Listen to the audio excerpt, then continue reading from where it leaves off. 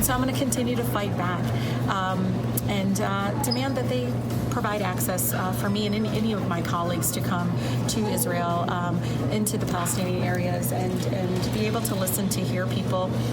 But yeah, it's a really disservice to all of us that want to see peace there.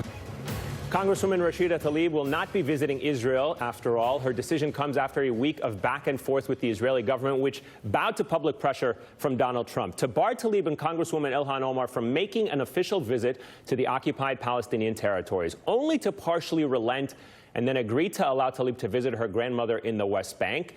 Tlaib ultimately said, though, that she won't visit under what she has described oppressive conditions demanded by the Israeli government, including that she promised not to promote boycotts of Israel during her trip. Donald Trump took to Twitter Friday to attacking Rashida Tlaib, again questioning if her refusal, I should say, was, quote, a setup. Now, in the middle of all of this over the past couple of days, there have been several ways to look at it. Political calculations, humanitarian ones, and that's what I wanted to focus on before we wind this discussion here for a moment. Because if you look at it from a political perspective, everybody seems to have won a little bit. You have an Israeli prime minister who appears within his own base and within his own electoral system that he is about to face in September, to having stood up and being tough on two people who have called for boycott, divestment, and sanctions of Israel. He also wins favor with the American president, who had called for the Israeli government to not let these two members of Congress fulfill their constitutional obligation of oversight and go visit the territories. You have a president who has continued attacking members of the squad, do it once again, and this time invoke one of the Congresswoman's grandmothers. And you have the Congresswoman, Rashida Tlaib, who over the course of the past several days highlighted the plight of the Palestinian people and what it means for anyone who is a descendant of Palestinians living abroad who simply want to go visit their grandmother, the restrictions that they have to go through. That is, they have to get permission from the Israeli government or the Israeli military to access the occupied Palestinian territories. But there is also a very important calculation in all this, and that is some of the losers. And most importantly among all of that, people have begun to question the U.S.-Israel special relationship. You know that you're going into different waters when AIPAC, members of the Jewish American community, leaders of some of the Republican Party's most important allies of Israel have come out to criticize the Israeli government for not letting in two members of the American Congress. And more importantly, in all of this, the amount of news attention that has now been given to what the Israeli government had tried to prevent from happening, and that is the topic of BDS, boycott, divestment, and sanctions, as well as the Israeli occupation of Palestinian territories. And all of this could have probably been avoided had the Israeli government allowed these two members of Congress to go in. It may not have gotten the same kind of media attention that it has gotten now. But keep this in mind. The Israeli government did not want to have two advocates, as it says, of BDS take center stage and advocate for BDS on the grounds while they were there. On Thursday, BDS and Boycott Israel, the hashtag Boycott Israel, according to New York Magazine, was trending in the U.S. And it drew a lot of attention. And it has now started a conversation in this country, to say the least, as to whether or not people are beginning to question that relationship. And for all of that, we are now joined by an amazing panel to discuss it. Journalist Nida Khan, Dina Obeidallah, host of the Dina Obeidallah Show on SiriusXM, and Jennifer Rubin of the Washington Post. Former Congressman David Jolly is also with us, and Nayyera, former senior advisor at the State Department, is back. So, guys, I tried to lay out a little bit of the parameters of what we wanted to talk about here. There's so many levels to this, and we'll get into the politics of it in just a moment. But I wanted to begin with a statement from Steny Hoyer, the House Majority Leader, who, after Congresswoman Tlaib was not allowed to enter, and then she was put under these conditions if she wanted to go on humanitarian grounds. And here's what he said. The Israeli government required her to sign a letter in some way limiting her actions while in Israel and or the West Bank. To my knowledge, no member of Congress has ever been asked to agree to preconditions in order to visit Israel. The public release of that letter compounded the unacceptability of this requirement. Nida, what do you make of where we stand this morning in terms of the backlash this has triggered? Yeah, well, let's first pull back and take a look at Donald Trump himself, right, and this entire dynamic. So this is the Muslim ban extended to another country. And that's how Ilhan Omar characterized exactly, it as well. Effectively telling another country not to let two duly elected members of Congress into that nation. And you have to also look at the politics within Israel itself too, with Netanyahu and the right wing over there too. But if you look at the majority of the population there, they don't support him, just like the majority of the population here does not support what Donald Trump does. And it's a very dangerous dynamic when you have somebody like Trump doing this dictatorial move, another, wannabe king move, where anybody who goes against him or who has another perspective or who brings something else to the table, he deems an enemy, basically almost an enemy of the state. So he previously, when he went after Ilhan and Rashida and the squad, the entire squad itself, referred to them as anti-American, even went so far as calling them pro-terrorist. And those are very dangerous terms because you're basically calling them a traitor in and of itself. So for that to be normalized is so dangerous in this day and age at this time. Yeah, Jennifer, you wanted to jump in here. Yeah, I really disagree that Netanyahu is a winner in any respect. He looks weak. He had first made the decision to let them in. The U.S. and the Israeli ambassador to the United States announced that. He then, after Trump sent out his tweet, jumped like a little poodle, like a little lapdog. That's a sign of weakness. The Israeli ambassador in the United States has had a huge blow to his credibility, and there's now talk in the Jewish American community about how to express their displeasure with him and whether he can actually do his job anymore, since his word cannot be taken. And back in Israel, he is up against people who his best argument is, I have the secret sauce for getting along with the United States. I know how to manipulate them. I have the best U.S.-Israel relationship.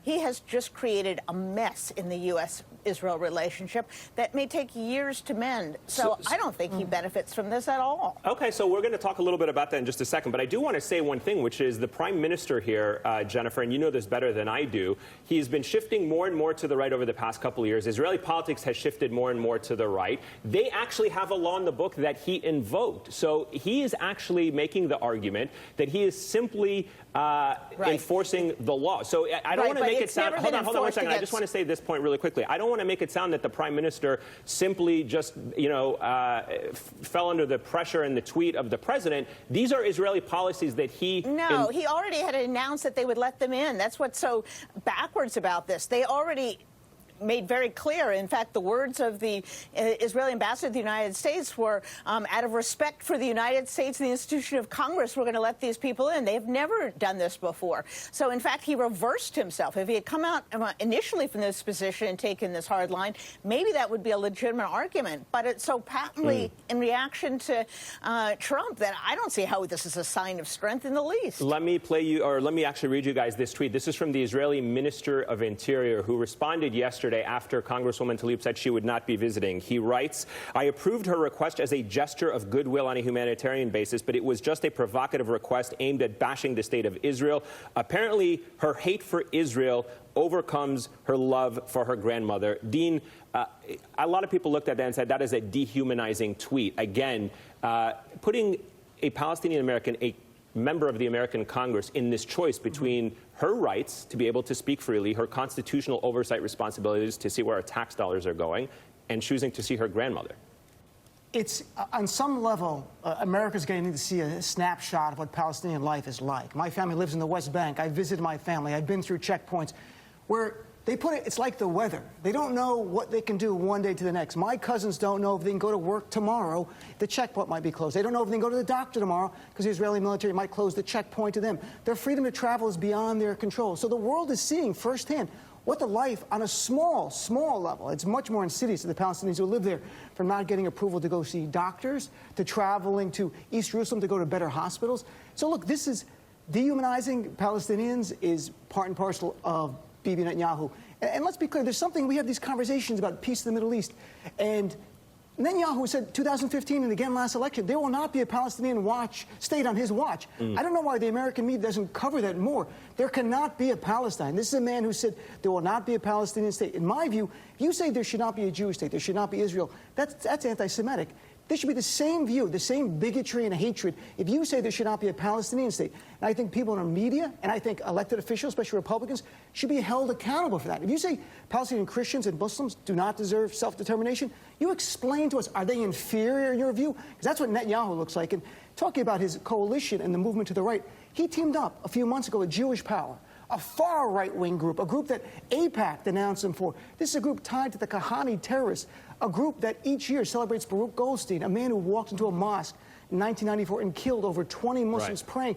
This is the guy that bit Netanyahu. So that's his very fine people, just like Trump's got his very fine people. They're cut from the same bigoted, racist cloth. Let me, David, get your thoughts on this, because it's very rare to see criticism of Israel across both political parties. You had Marco Rubio tweeting criticism of the Israeli government, Kevin McCarthy saying these congresswomen, excuse me, should have been let in. Let me read you this AIPAC tweet right here. We disagree with Representatives Omar and Tlaib's support for the anti-Israel and anti-peace BDS movement, along with Representative Tlaib's call for a one-state solution. We also believe every member of Congress should be able to visit and experience our democratic ally, Israel, firsthand. This week, you had Senator Bernie Sanders say the aid that we are giving to Israel should be questioned. As a former member of Congress, do you see this as a beginning, a rift in the U.S.-Israel relationship that we hadn't seen before? A rift, yes, because, look, I think the takeaway for your medium-intensity American voter should be this. The President of the United States in this moment, any President of the United States, should be standing up for Rashida Tlaib and Ilhan Omar, not standing up for Bibi Netanyahu.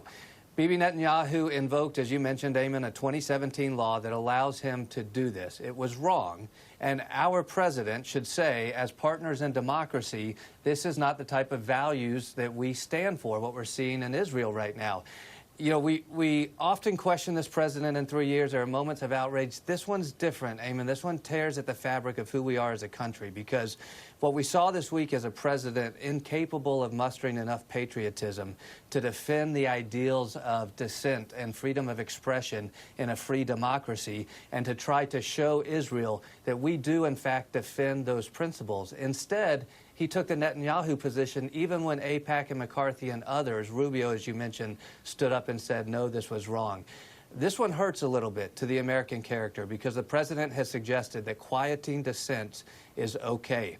The foreign policy of these two members is contrarian within both major parties and within the Congress. Congress has not seen this level of elevation, if you will, of this foreign policy perspective, but it is exactly the foundation of our Constitution and our country, why those views at least are allowed at the table to be debated, even if in the long run they will lose within American politics. And Nayyera, I want to bring you into this conversation as well and look at this kind of over the past couple of years. This is not the first time the Israeli government, by some accounts, has disrespected the American government. There were those who made criticism of the Israeli Prime Minister's visit to the House of Representatives back, I believe, in 2015 during the Obama era, when the JCPOA was being discussed. A lot of people thought that was also disrespectful to not only to Congress, but also to the sitting president at the time, President Obama. And I wanted to pick up on that point. Should the U.S.-Israel special relationship that has been the cornerstone of policy in the Middle East for decades now,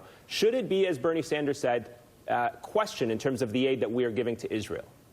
Well, listen, we're clearly at a point where lots of U.S. relationships are being reevaluated for better or for worse, and that's because of Donald Trump's behavior. But unfortunately, the U.S.-Israel relationship, in which the United States has really made sure that Israel is a strong democracy on the world stage and stood by Israel despite international condemnation, has now turned into Donald Trump supporting right-wing nationalism here in the United States and overseas. And it's Bibi Netanyahu having caved to Trump has only drawn a bigger spotlight on how now the U.S. history fits in the broader context of history. Rashida Tlaib, her district, is actually the same district in which a black member of Congress was denied entry into South Africa. And the headline back then was, this black member of Congress is going to be too involved in internal affairs, so we can't let him in. That whole narrative of apartheid state and what's happening with Palestinians versus Israelis has only become more highlighted instead of being resolved resolved. And unfortunately, I think it's only going to get more emotional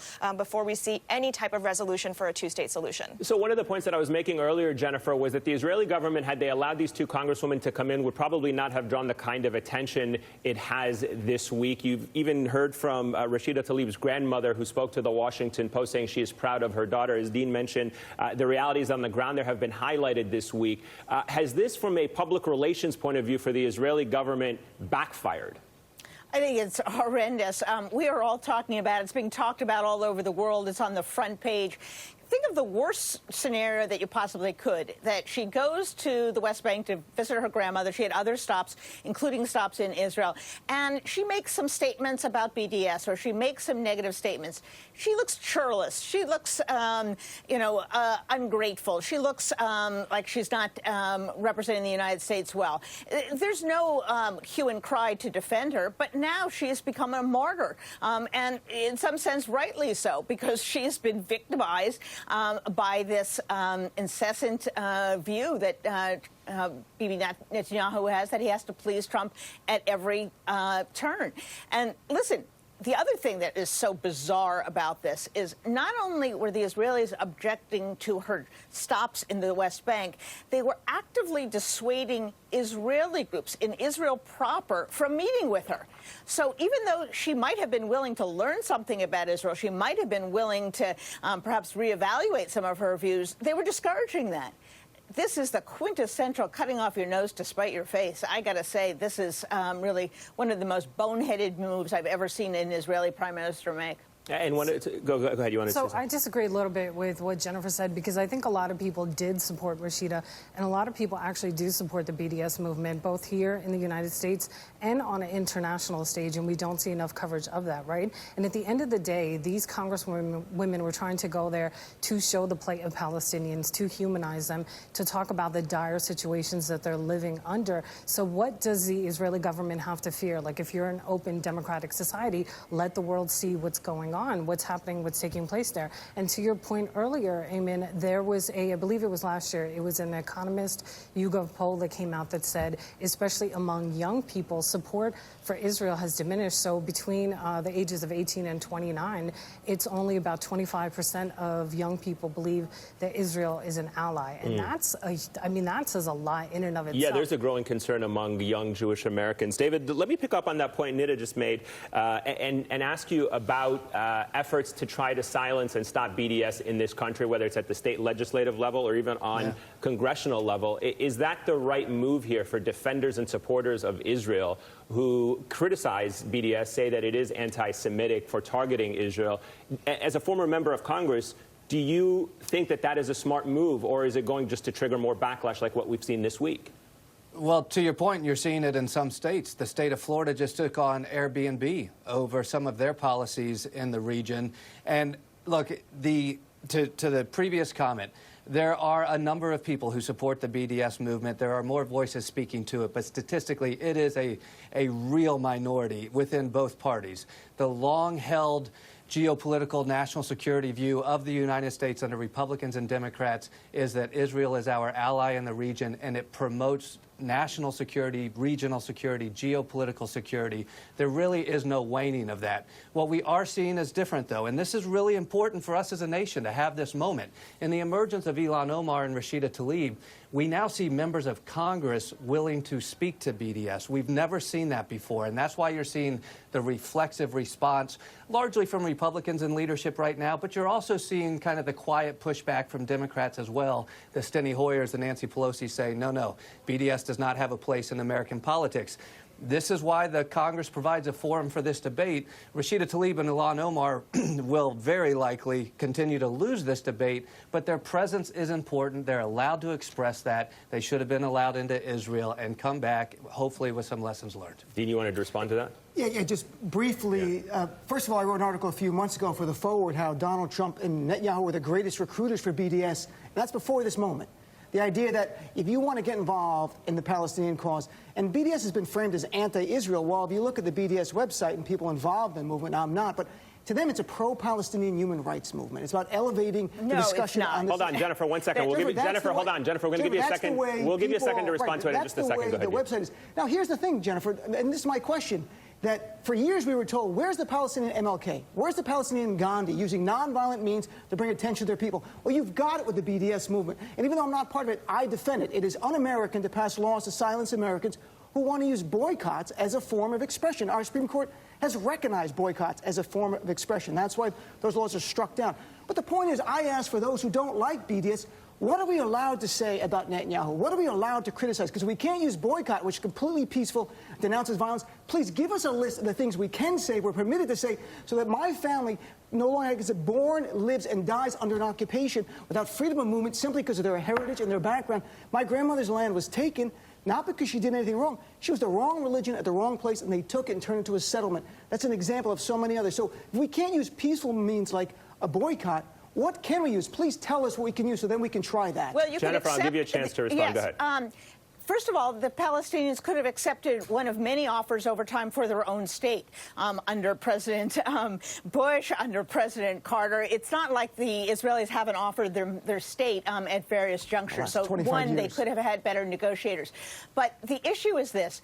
BDS seeks, and it is virulently anti-Semitic. If you look at the language, if you look at the people that they hang out with, it is anti-Semitic. And their goal is to destroy Israel, not simply to create a just outcome. Listen, I'm a favor of the two-state solution. I'm very, very concerned and, frankly, quite negative on this point about Bibi Netanyahu, because I think he's doing great damage. But the answer to your problem, of course, is to have a U.S. president who has some sense of his role as an international broker. It's to have a Palestinian authority that is interested in making a deal. Right now, they have an aging individual, Abbas, who is in no position to make a deal, and to have an Israeli government that is actually interested in this. And Netanyahu has made all of this much worse. I'm going to give you that. But the solution is not to destroy the state of Israel. They have set back collectively, both Netanyahu and Trump have collectively set back the cause of Israel, the cause of the U.S.-Israel relationship. And that's why you see pro-Israel groups in the United States tearing their hair out. Grave error on their part. And this is why I think this trip would have been really important, because unfortunately there are communities that don't understand what anti-Semitism looks like and what it sounds like, in the same way there's communities that don't understand the rising tide of Islamophobia. And that intersection would have been really important for people to hear and feel on the ground and understand, because Bibi has now played into this idea of that Jewish people have dual loyalties. And this is very tricky for the Democratic Party, and why it's important to really focus on the principles of democracy, freedom of speech, and rule of law. Nida, you wanted to say something real quick. I was just going to say, I agree with Dean. You know, I'm not a member of BDS either, but I don't agree with Jennifer that their goal is to destroy Israel at all. And it's important to remember that Netanyahu and his government also invested about $15 million since 2015 to basically push anti-BDS movements and legislation. You see that here, where you have so many states in the U.S. that have cut back, or actually, sorry, have pushed anti-BDS legislation. And all of this is part of that effort. So if you're investing $15 million to squash this is why you see legislators across the country falling in line and doing that as well, too. All right, guys, as you can see, emotions always run high when we have these conversations, but they're important ones to have. Thank you very much to Jennifer Rubin, Nida Khan, Dean Obeidallah, David Jolly, and Nayyera. Thank you all very much for all of your opinions.